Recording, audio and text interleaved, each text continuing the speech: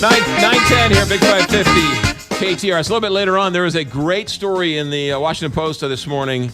One about Alan Greenspan, but there's another one about fake news and how these two graduates who both voted for President Barack Obama decided to open up a fake news site and made hundreds of thousands of dollars writing fake news stories helping Donald Trump get elected. It's a great story. We'll talk about it coming up here in a little bit. But we here deal in facts, and that's not very popular these days, and that's why we have our guest on to talk a little facts. David Stokes with us, good friend of the show, Executive Director of Great Rivers Habitat Alliance. Good morning, David Stokes. Good morning, McGraw. Great to be back on the air with you and all your listeners.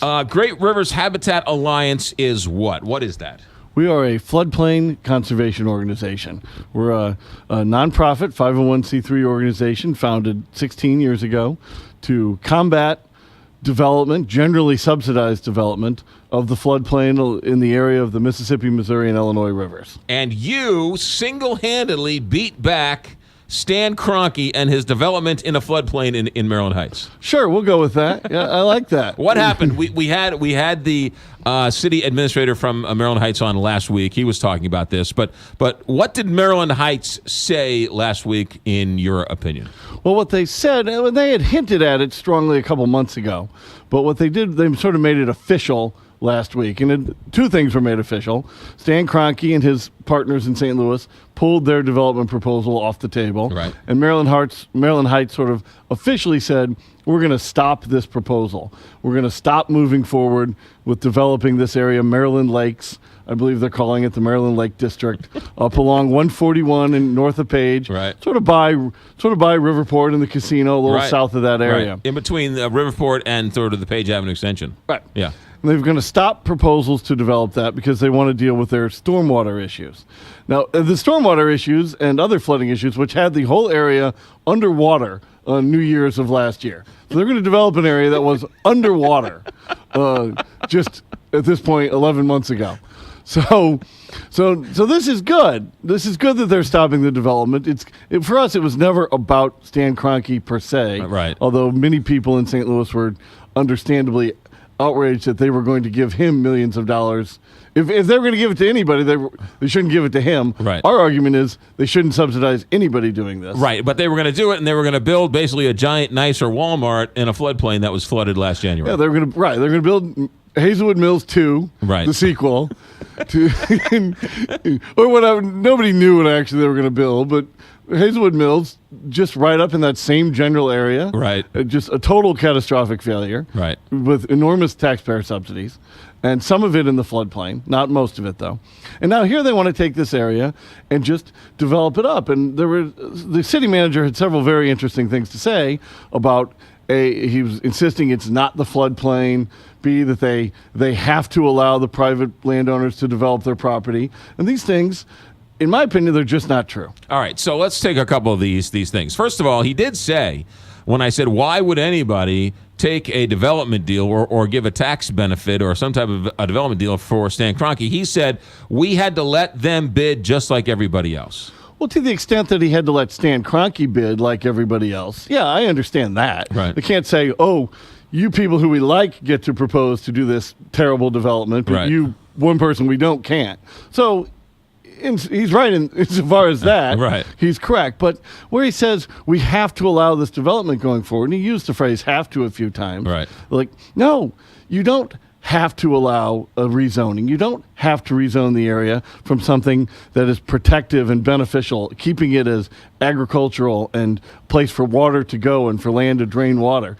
You don't have to allow that. And it was infuriating to listen to him say that, because it was just about 2 years ago where the Darrell Strawberry Recovery Centers proposed a drug and alcohol treatment center in Maryland Heights, and Maryland Heights made it very clear to them that they were not welcome and that they were not going to approve it. So to hear the city manager say we have to allow it when just a short time ago, when something they didn't want to come through into their city, well, they weren't going to they were not going to allow that. Now, Maryland Heights seemed to officially approve it because Darrell Strawberry's group pulled the proposal instead of why spend thousands or more on lawyers for something you're made clear you're not going to be able to do. Right. But to hear them say we have to allow the private landowners do this is wrong. And I'm somebody who likes giving private landowners lots of rights. But for them to say, no, this drug treatment center, you can't come in, but we're going to allow the destruction of this very irreplaceable, valuable floodplain. I mean, that's infuriating. All right, David Stokes, the city administrator from Maryland Heights, said that land is not in a floodplain, and you can develop it. So you keep saying it isn't a floodplain. What's going on? Right. Well, he's referring to a FEMA definition for insurance purposes, meaning that FEMA, because they built a levee, and you did a wonderful job of following up with him on this on the show last week, it was in a floodplain. Mother Nature made it a floodplain. It's still, in Mother Nature's eyes, is still a floodplain. But they went out and got tax money to build a levee there. And the one thing I'll defend them is that the landowners in this area paid for the levee themselves, unlike many other levees, such as Valley Park. Right. So they built a levee to send the water elsewhere, and this is why St. Charles is so concerned about it, because they're not saying it's not a floodplain. They can develop here, but that water is going elsewhere now, and that is the issue of levee wars, which we seem to get going back into, where one community builds a levee to protect themselves, and then the next community back up the river or further down the river, they've got to seek money for an additional levee. And since it is a scientific fact that levees make flooding worse, because you constrict the river, all we're doing is making flooding worse in our region. And any brief analysis you can go to the Army Corps of Engineer, National Weather Service sites that list the flood heights at all the locks and dams up along the river, and that data goes back to the 1700s. In any cursory examination, it stands out to you that the vast majority of major floods have occurred in the last 30 to 40 years. And we're doing it ourselves. And the fact that it was flooded last Christmas. Right, and in this area, you don't have to go back far at all. Within the calendar year, it was flooded, and they would say that was a stormwater control issue. And, there was an agricultural levee in the area that failed. Levees do fail. But they now want to just develop it all. And as much as nobody begrudges them better stormwater control, my fear, which I expressed in a letter to the editor of the Post-Dispatch that was printed this morning, is that this is just a year or two from now, they're going to improve their stormwater system and come back with an even bigger and more harmful development of the area. Which is why Steve Ellman, county executive of St. Charles, and I'm paraphrasing here, has said you can finance your own buildings, but you can't finance somebody else's flood. So we're going to finance your building, but in the process of financing your building, we're going to pay for somebody else to have their house flooded. And the clear example of that, which we saw again over the New Year's flood, was down along the Merrimack River, where Valley Park got federal money. They didn't pay for their own levee. They got other taxpayers to pay for it. And they got a levee built in Valley Park, and that protected the business district and neighborhoods of Valley Park. But you know what?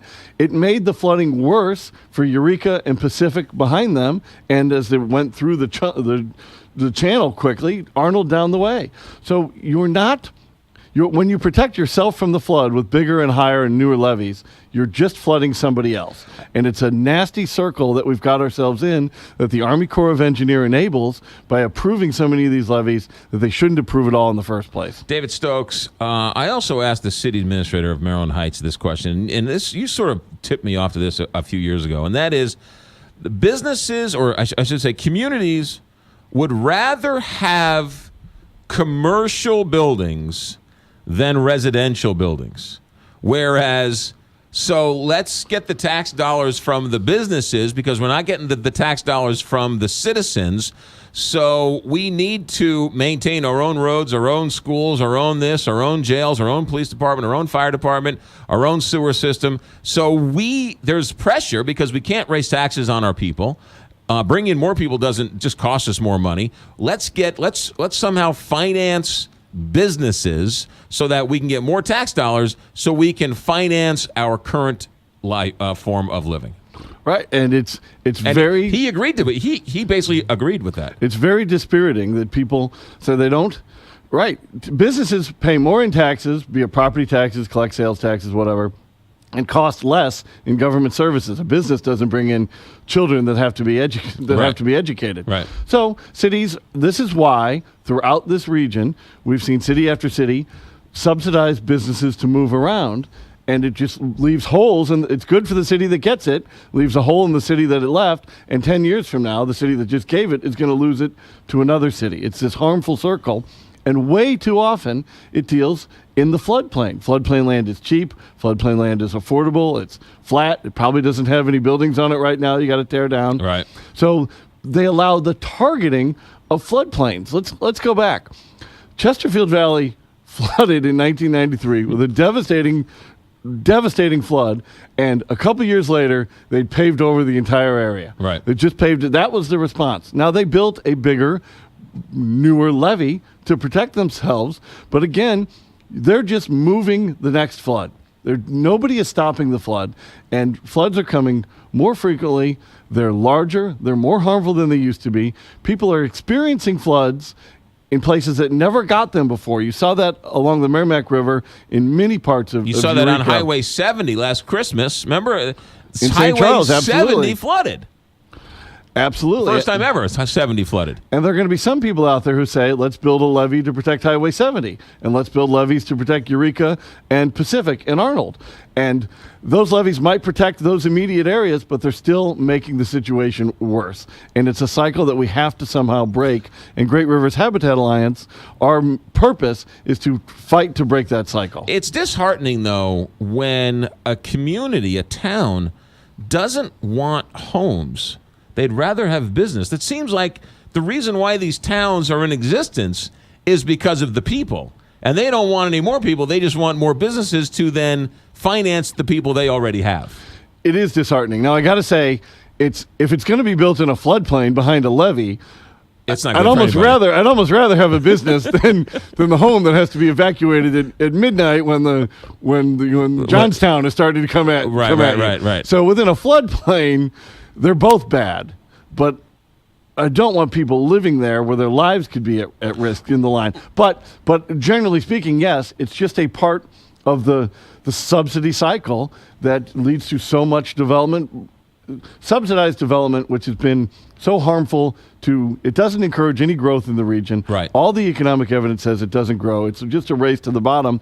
And unfortunately, that bottom is often developments within the floodplain, the literal bottom, the river bottom, which is the place we can least afford to be paving over with asphalt and concrete. But because there are no subsidies for home developments or anything like that, it just seems like we're sort of great. We have all of these businesses. We have strip malls, and you can't build the malls can't fail fast enough to put up new ones. And yet, the people who make these communities great are sort of secondary in all of this. And I would think. I don't know. It just seems like there's something wrong with not wanting people moving into your area. I'm not talking about race or color or creed. I'm just talking about human beings, right? So if Maryland Heights had an untracked, undeveloped piece of property, you would think you could make some nice homes on it. But they're thinking tax dollars, businesses, as opposed to residential buildings. In this area, that's absolutely what they're thinking, targeting. Now, they did approve a housing development a little south of Page Avenue near that area just last year. So they are putting some homes in there. Unfortunately, they're putting homes in an area that is susceptible to flooding. Right. So people are going to be buying homes out here, and they're going to be promised, oh, it's protected by a levee. Don't worry. Well, you know what? Levees fail. Right. And that land that used to take water, which is now asphalt for driveways and streets, is now going faster to the sewers, faster to the creeks, and make flooding worse elsewhere. Are there other communities, other towns, other states, other regions that are doing it better, or is this sort of symptomatic of what's going on in the entire country? No, there are other states that are doing it better. There are other states that have stricter rules on floodplain development. There are states, Illinois, for instance, which Minnesota, Wisconsin, all have lower limits on how much your floodplain development can raise water height for other people. Right now, Missouri allows, which is the federal level, that your development is allowed to raise the water height by up to 1 foot, within that floodplain. Well, you get a lot of developments allowed to raise it a foot, and that's a lot of water height increase right there. Other states have much stricter limitations of either not your development. You can do whatever you want in the floodplain. You just have to build it in a way that doesn't raise the water level at all. Or like Illinois, which I think is 1/10 of a foot, much lower than Missouri or the federal level. So adopting those rules is absolutely something that I think the state of Missouri should do in the upcoming legislative sessions to lower it, to say, I'm all for property rights and capitalism, and your listeners who've been listening to me as your guest, I'm so delighted to have been your guest many times, know that I support that. But I don't understand why we subsidize people who are allowed to make flooding worse for other people. There's nothing indirect about this. It's very direct, and it has to be stopped. David Stokes, ladies and gentlemen, Executive Director of Great Rivers Habitat Alliance. Website to find out more? McGraw, we got a great website at just simply grha.org. We also have a very active Facebook page, Great Rivers Habitat Alliance, and you can follow me on Twitter, or at GRHAMO, or just at David C. Stokes. What's the deal with this tweed jacket going on here? Well, it's the 9 o'clock hour. We're televised. We're on Channel 11 at the 9 o'clock hour. 11.2. 11.2. I figure I have to dress up. When it was just radio, I used to come in a T-shirt and cut off shorts. How come you don't have any patches on your elbows? Is this a newer tweed jacket? Come on now. I don't wear a whole lot of sport jackets. Ladies and gentlemen, good man, David Stokes. Have a happy Thanksgiving. Thanks, McGraw. Always great being with you. 8:25 here, Big 550.